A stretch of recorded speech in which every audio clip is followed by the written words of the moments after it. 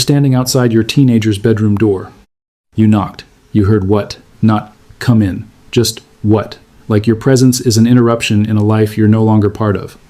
And there's one mistake behind this moment that almost no parent ever sees, because most parents believe it's actually protecting the relationship. Research says the exact opposite. 4 years ago, that same kid dragged a chair into the kitchen just to sit near you while you cooked. They didn't need to talk. They just needed to be in the same room. Now the door is closed, the headphones are on, and the most you get is a text from 15 feet away asking what's for dinner. You don't know exactly when it changed. You're not even sure what you did. 8 parenting mistakes are responsible for this. None from not caring. All from caring in ways that quietly communicate the wrong thing. We're starting with the most recognizable, ending with the one that will genuinely stop you. Mistake 1, the privacy invasion. Your teen leaves for school, and you go in. You tell yourself you're tidying up, but you end up reading the notebook on the desk, scrolling through the camera roll, checking the DMs on the iPad they forgot to lock. You find nothing alarming, but you keep looking. That's not safety. That's anxiety with a parenting costume on. Here's what they're learning. Privacy is not a right, it's a reward, and you don't trust them. Developmental psychologists have confirmed this for decades. Psychological separation from parents is not rebellion. It is the biological task of adolescence. It is literally how human beings become individuals. When you surveil their inner world, you're sending one message on repeat. I don't trust you, so I'll watch you instead. They adapt. They don't stop having a private life. They just stop having it anywhere near you. And they get very good at managing your access to their reality. This is how you raise a teenager who lies to you, not because they're reckless, but because honesty stopped feeling safe. The shift. Trust first. Verify only when there's a specific, concrete reason, not a general unease. Privacy is the default. And when you give it freely, something counterintuitive happens. When the big stuff goes wrong, they come to you first, because you've proven you see them as a person, not a case file. Mistake 2, the emotional hostage situation. Your teen disappoints you, and instead of addressing it, you go quiet. Not peaceful quiet, loaded quiet. One-syllable answers, the temperature of the room dropping every time they speak. I'm fine, said in a tone that makes it absolutely clear you are not fine. You're not parenting. You're emotionally holding them hostage. What that communicates at the level they actually feel it. Your love has conditions, and right now I haven't met them. One of 2 things happens. They rebel, I can never make you happy, so I'll stop trying. Or they shrink, learning to monitor your mood before they speak, managing your emotions instead of developing their own. The rebel and the people pleaser, 2 different kids, same wound. One fights to escape the condition, the other disappears trying to meet it. Your emotional reaction is your job. Their job is to grow, correct the behavior, never correct the bond. You are not a traffic light green when they comply, red when they don't. You are the ground underneath the road. Whether they're moving fast or standing still, you're what they're standing on. Mistake 3, the expertise assumption. Your teen comes home visibly wrecked, and you nod along, thinking, I've been here. I know exactly what this is. And then you say it. Oh, I went through the same thing. You know what I did? I just focused on my grades and it passed. And you watch the light go out of their eyes. Stanford researchers have confirmed what parents sense, but rarely understand. The teen brain processes the world through the amygdala, the emotional center before the prefrontal cortex. The reasoning center can respond. That connection isn't fully developed until age 25. Your teenager is not overreacting. Their brain is receiving everything at full emotional volume before the rational part can turn it down. When you say it's just drama, you're not offering perspective. You're telling them their nervous system is broken. The message they walk away with, my experience doesn't matter, and you are not a safe person to talk to. That's how parents end up blindsided when their kid breaks down or spirals. The signs were there, but every time they reach toward you with something real, they got a history lesson instead of a witness. The shift. Get curious about what it's actually like to be them right now. Listen without correcting. Validate without comparing. Because the uncomfortable truth is, the teenager sitting across from you is navigating something genuinely harder than what you did. Not softer, harder. Mistake 4, the achievement obsession. Your teen comes home with a big smile, and before they've put their bag down, you ask, how did the math test go? Not, what's got you smiling? The test. And somewhere in that conversation, the smile disappears. Research published in Frontiers in Education found that when teens perceive their parents' love as conditional on achievement, they don't perform better. They develop anxiety, disengage, and in some cases consider dropping out, not laziness. Because part of them decides, if I can't win this game, I'd rather not play. One study found 86% of parents who pressure their kids academically believe they're doing it out of love. They're right. But love delivered through a gradebook doesn't feel like love.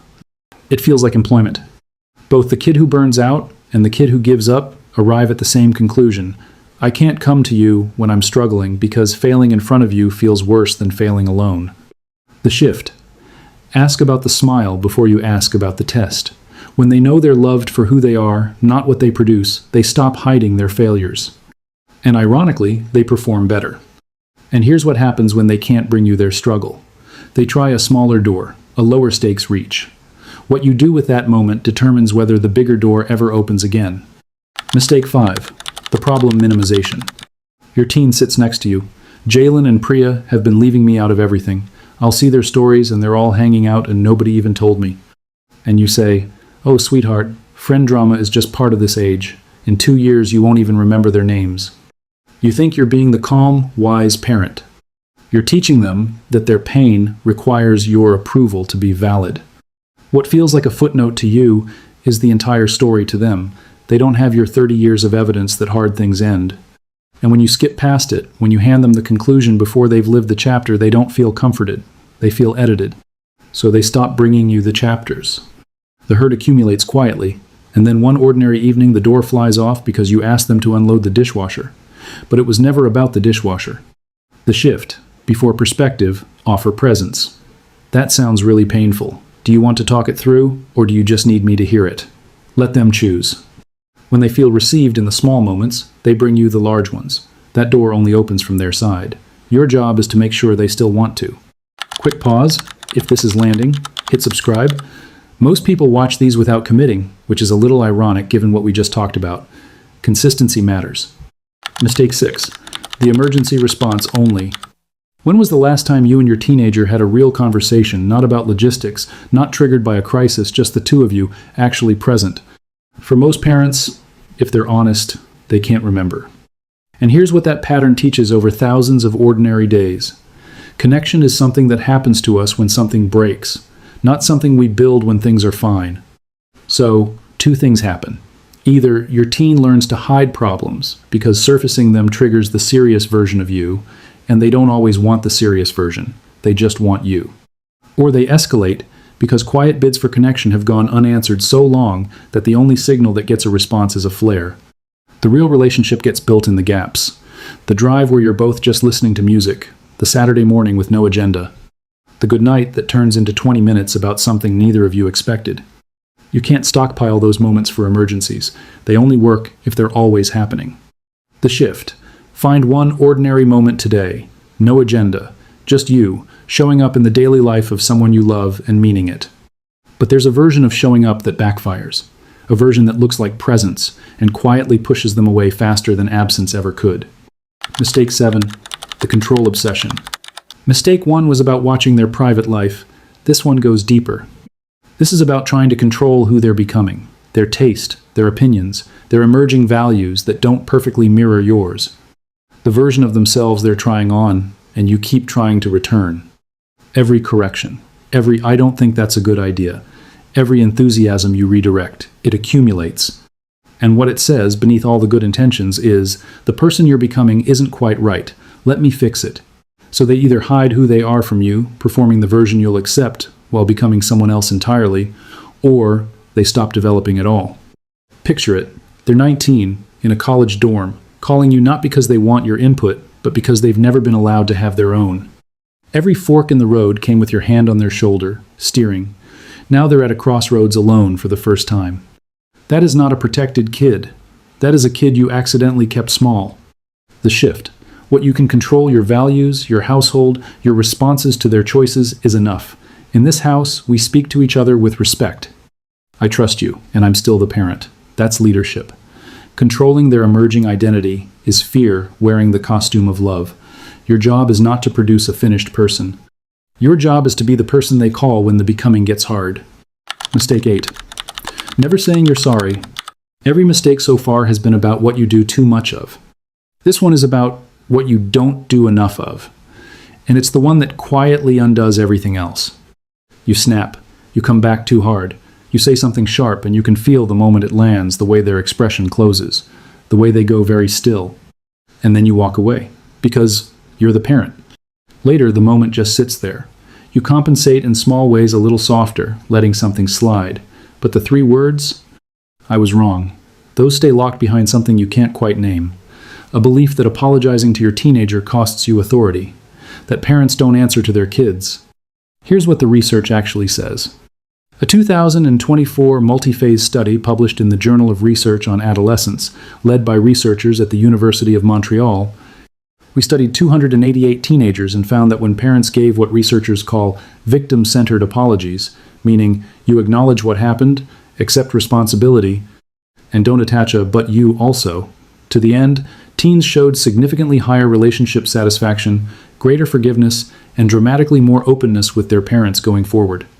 And the fear that apologizing would cost parental authority, not supported by the data at all. Therapists hear it constantly. "My dad has never once said he was wrong. My mom apologizes but always makes it my fault somehow." Teens don't experience that as strength.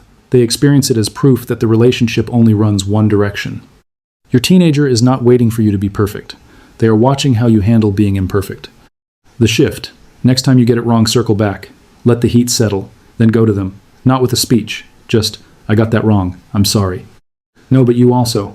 No explanation. Just the truth, offered cleanly. That is not weakness. That is the one thing no perfect grade, no perfect boundary, no perfect parenting book ever taught them, that the people who love you can be wrong and still be worth trusting. It will cost you nothing, and they will remember it for the rest of their life. Your teenager doesn't need a perfect parent. They need a reliable one. Someone who shows up in the ordinary moments. Someone who sees them not just the version they're supposed to become. Someone who can be wrong without needing to be defended.